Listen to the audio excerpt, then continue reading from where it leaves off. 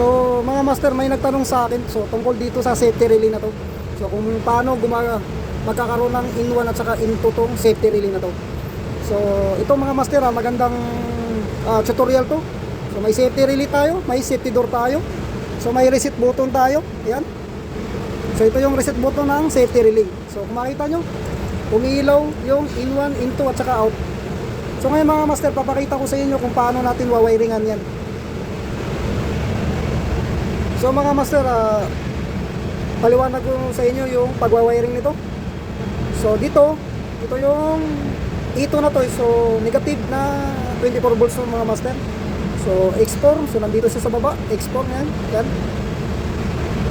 Tapos yung positive nito master ay nasa ibabaw yan, X3. X3 na terminal, so nandito sa baba master, ito yung positive yan.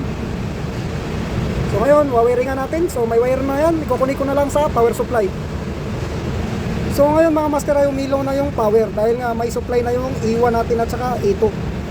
Next step natin mga master, itong in-1 na to. So paano natin pagaganahin to, yung in-1 na to.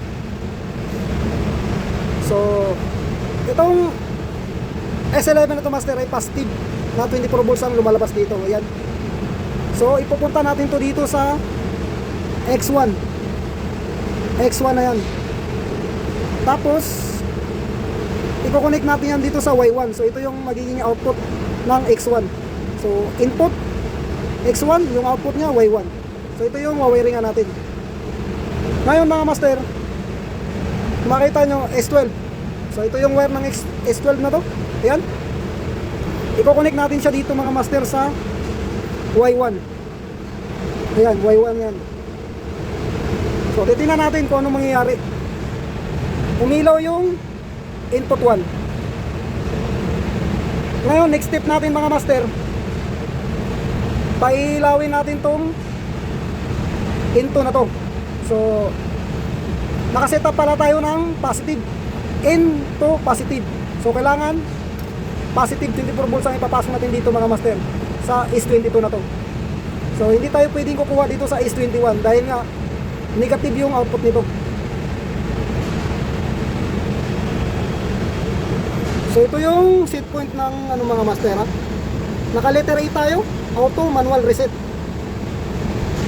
So ito yung diagram nya. S11, S12 input 1, S21, S22 input 2. So depende sa set point mo dito sa may mode nya. So naka set point tayo ng into positive, kaya kailangan positive yung ipapasok natin dito. So dito sa safety door mga master, ito yung X2 na to. So kumuha ako ng positive dito sa X1. Kumuha ako ng supply dito.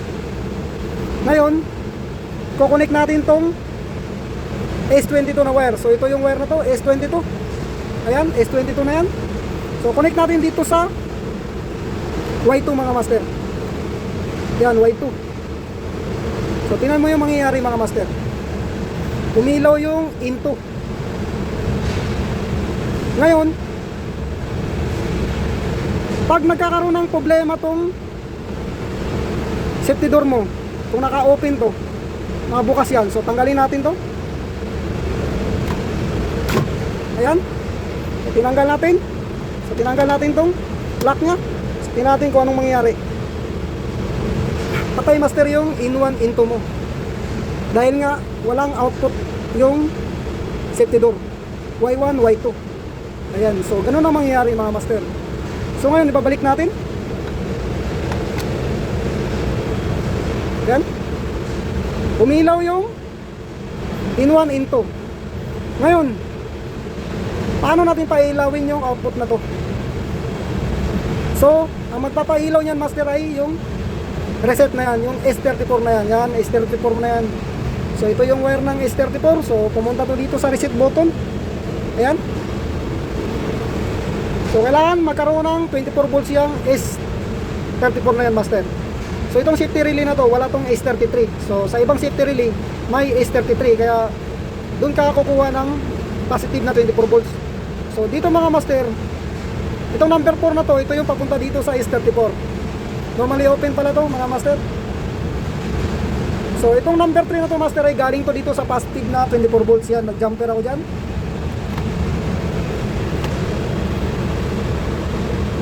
So ngayon papailawin natin to mga master ha. Papailawin natin, pipindutin ko tong reset button na to.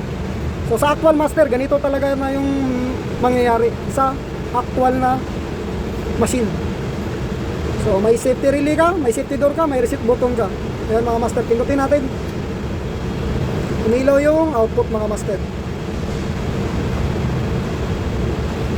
So ganun lang yun mga master, kung paano mo pagaganahin at paano mo i-troubleshoot tong safety relay na to mga master. So kahit anong safety relay master, magkakaparehas lang. So magkakatalo lang yan dito, may mga timer yung iba. Tsaka sa mood, no? Kaya titingnan mo yung mabuti. So yun lang mga master. So sana may matutunan kayo sa video na to.